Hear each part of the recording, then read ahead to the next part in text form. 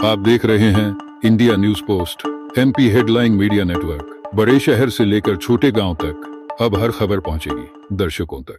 पूरा वन विभाग बाघ के पीछे और बाघ एक बाघिन के पीछे।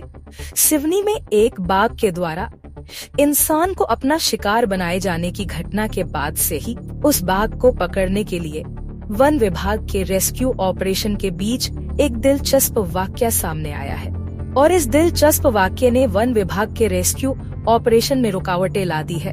दरअसल सिवनी पेंच टाइगर रिजर्व और साउथ जोन के जंगल में वन अमला जिस बाघ को पकड़ने के लिए पिछले 10 दिनों से जंगल कोना कोना छान रहा है, वह बाघ अपने प्राकृतिक व्यवहार के अनुकूल बार बार अपनी लोकेशन बदल रहा है। यही नहीं, बाघ की सर्चिंग के दौरान ऐसा वाकया सामने आया जो वाइल्ड लाइफ से जुड़ी खबरों के लिहाज से बेहद दिलचस्प है। वन विभाग जिस बाघ को पकड़ने में जुटा हुआ है, वह बाघ अब एक बाघिन के साथ देखा जा रहा है। ड्रोन कैमरों से बाघ की निगरानी के दौरान बाघ और बाघिन एक साथ देखे जा रहे हैं। दिलचस्प बात यह भी है कि बाघ अब लोकेशन बदल बदल कर बाघिन के साथ रोमांस करता नजर आ रहा है।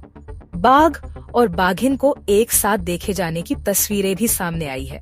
वन अमला अब बाघ और बाघिन दोनों के मूवमेंट पर नजर बनाए हुए हैं। पेंच प्रबंधन ने कहा है, जैसे ही रेस्क्यू ऑपरेशन की परिस्थितियां अनुकूल होंगी, बाघ को रेस्क्यू कर लिया जाएगा। कब तक रेस्क्यू किया जाएगा यह कहना तो बहुत ही मुश्किल है, क्योंकि जंगल तो बाघ का घर है और जंगलों में बाघ को ढूंढ पाना और किसी विशेष बाघ को ढूंढ पाना आसान नहीं होता है।